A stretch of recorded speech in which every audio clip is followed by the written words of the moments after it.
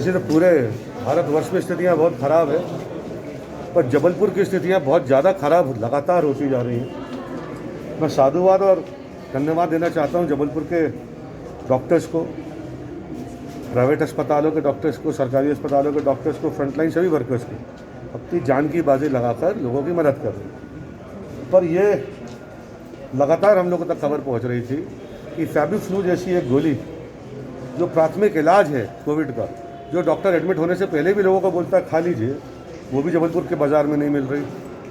Oxygen की भारी कमी है यहाँ पर, और कई ऐसी मौतें हो गई जिनको बचाया जा सकता था अगर उनको 6 घंटे के लिए, 12 घंटे के लिए, 1 दिन के लिए ऑक्सीजन सपोर्ट मिल जाता। परंतु ऑक्सीजन की कमी के कारण वो काल के ग्रास में समा गए।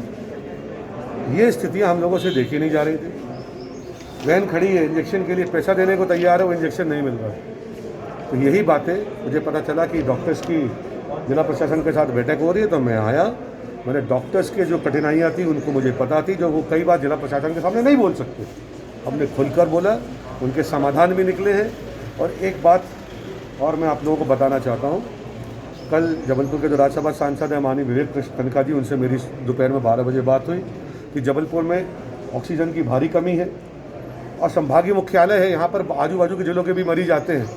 ऑक्सीजन की कमी के कारण वो लोग तड़प रहे हैं, उनका इलाज नहीं हो पा रहा है, मौतें हो रही हैं। तो हम लोगों ने उनने फिर राहुल जी से बात की। तकलीफ का मुझे बताते हुए मैं हर्ष तो नहीं कहूँगा क्योंकि मौका ही नहीं है किसी तरह की खुशी का, पर एक अंदर से संतोष मिल रहा है कि माननीय तनखा जी के द्वारा और हमारे द्वारा हम लोगों ने मिलकर उसकी पूरी पेमेंट भी कर दी है। और अगले 3-4 घंटे के अंदर में 32 टन लिक्विड ऑक्सीजन जबलपुर पहुंच रहा है। मैंने कलेक्टर साहब से बात की थी, उन्होंने एक एसडीएम महोदय को भी, अपर कलेक्टर महोदय को नियुक्त कर दिया है नोडल बनाकर। वो मुफ्त में वो उसका पेमेंट हो चुका ऑक्सीजन का, वो जबलपुर आ रहा है। कम से कम जबलपुर की अगले 5-6 दिन की जो ऑक्सीजन की कमी है उसको दूर करेगा। जिला प्रशासन को हमने ये भी बोला है कि अगर आपको आगे भी ऑक्सीजन की ज़रूरत पड़ती है हम मंगा के देंगे, पैसा भी नहीं लगेगा, पैसा हम लोग खुद दे देंगे।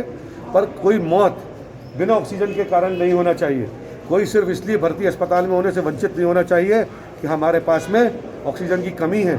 ये अच्छी बात नहीं है, ये मानवता के खिलाफ की बात है।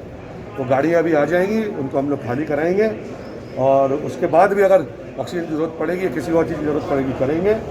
रेड क्रॉस को लिए भी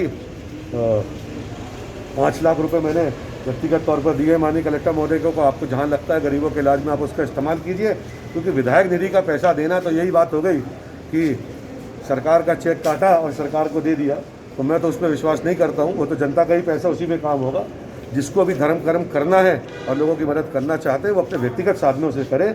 और मैं जबलपुर की जनता से अपील करना चाहता हूँ कि अपना जज्बा दिखाइए। ये एक ऐसा दौर है जब हमको सबको एक दूसरे के सहयोग की ज़रूरत है। जो जिस प्रकार से भी जिला प्रशासन की मदद कर सकता है आर्थिक रूप से, तन से, मन से, धन से, वो सब प्रशासन को उपलब्ध कराए, जिससे पीड़ित मानवता की सेवा हो सके।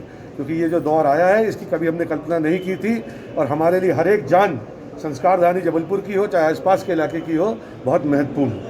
कुछ जामदारी से बहस हुई आपकी कुछ बात को लेकर? कोई बहस नहीं हुई। जामदार क्या मिल नहीं रहा है। अरे मैं